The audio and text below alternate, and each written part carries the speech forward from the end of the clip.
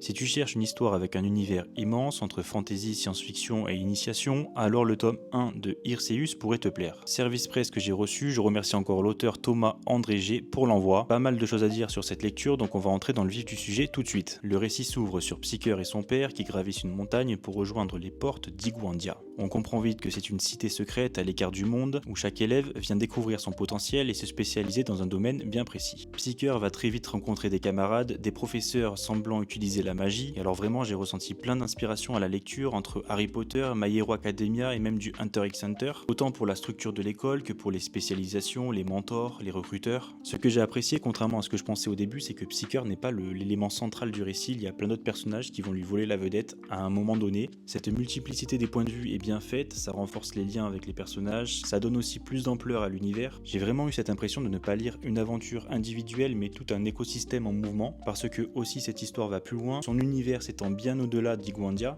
On apprend très vite que l'histoire se déroule sur une planète bien spécifique, mais qu'il y en a aussi plein d'autres. Et c'est là que je suis un peu mitigé, c'est que j'ai l'impression que ce premier tome est une mise en place. On va suivre plusieurs élèves, plusieurs professeurs, des éléments vont être instillés dans le récit, mais qui va amener encore plus de lore à l'univers qui semble vraiment très riche. Et j'ai vraiment eu cette impression d'avoir soulevé un pan d'un monde gigantesque, mais sans en connaître véritablement les secrets, les aboutissements. J'ai vraiment ressenti une frustration à la lecture. Très difficile pour moi en tout cas de juger l'œuvre juste avec ce tome, parce que j'ai vraiment l'impression que l'auteur a en tête quelque chose de beaucoup plus grand, de beaucoup plus monumental, qu'il a tissé un univers qui est vraiment très riche, très complet. En tout cas, la fin est prometteuse, elle annonce plus d'enjeux pour le tome 2. Bref, si vous aimez les romans initiatiques entre science-fiction et fantasy, vous pouvez y aller. Un univers à suivre de très près parce que comme je l'ai dit, le tome 1 n'est qu'une porte d'entrée. Un récit qui questionne sur la transmission, le pouvoir du savoir et les limites de ce qu'on choisit de partager ou non. Bref, j'espère vous l'avoir bien vendu, vous avoir donné envie de le lire. Si le format t'a plu, comme toujours, tu peux lâcher un follow, il y aura d'autres vidéos de ce genre. Et comme toujours, merci pour le temps accordé.